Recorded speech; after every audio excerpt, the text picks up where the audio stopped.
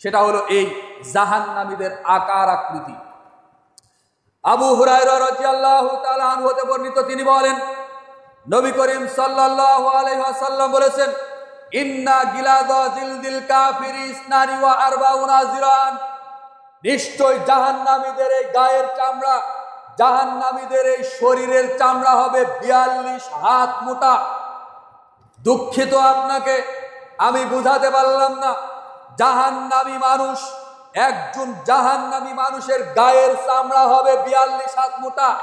ওয়া ফি রিওয়ায়াতিন, অপর আরেকটা বর্ণনায় আছে, ওয়া গিলাদা জিলদিহি মাসিরাতু সালাসিন, একটা জাহান্নামীর গায়ের চামড়া হবে একটা দ্রুতগামী ঘোড়া 3 দিন 3 রাত বিরতিহীন ভাবে দ্রুতগামী ঘোড়া দ্রুত গতিতে ছুটে চলার পরে যেখানে গিয়ে থামবে ওখান থেকে এখানকার যে দূরত্ব হয়েছে এই রকম এই পথের সমান হবে জাহান্নামীদের গায়ের এই চামড়া।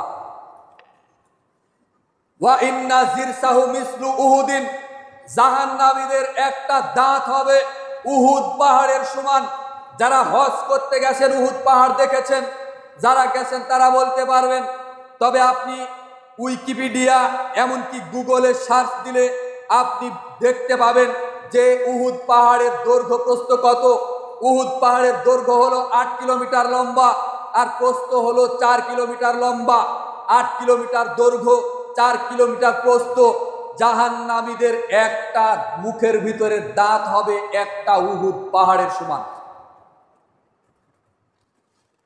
ওয়া ইন্না মাজলিসাহু মিন জাহান্নামা মা বাইনা মক্কা ওয়াল মাদিনা, একজন জাহান্নামী মানুষ যদি কোথাও বসতে চায়, যদি বসে, এই বসার জায়গা লাগবে মক্কা থেকে মদিনার দূরত্বের সমান, পথের সমান।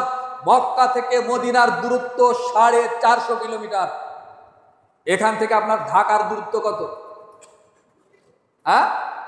200-200 কম।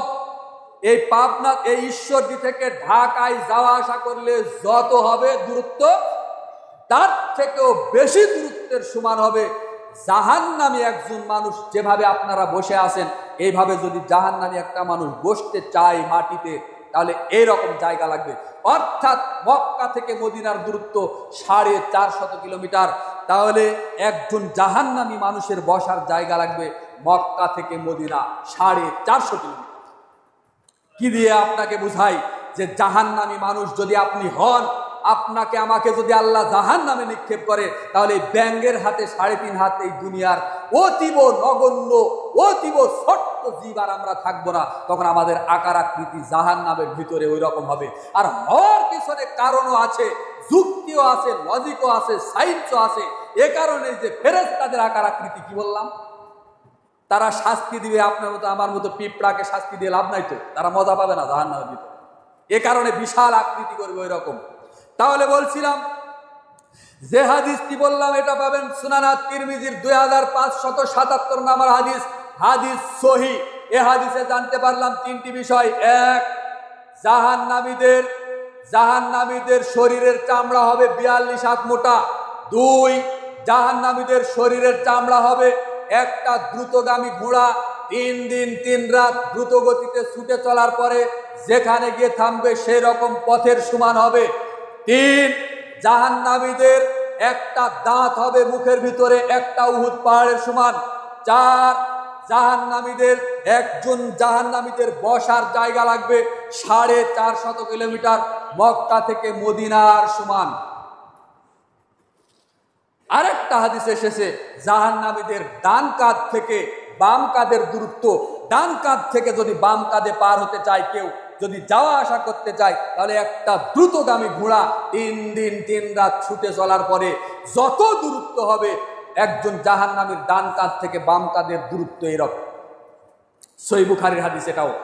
আরেকটা হাদিসে এসেছে যে জাহান্নামের উরু রান, আমরা যেটাকে উরু রান বলি, এই রানের চামড়ার পুরুত্ব হবে বাইজা পাহাড়ের সমান। বাইজা পাহাড় হলো 39 কিলোমিটার লম্বা।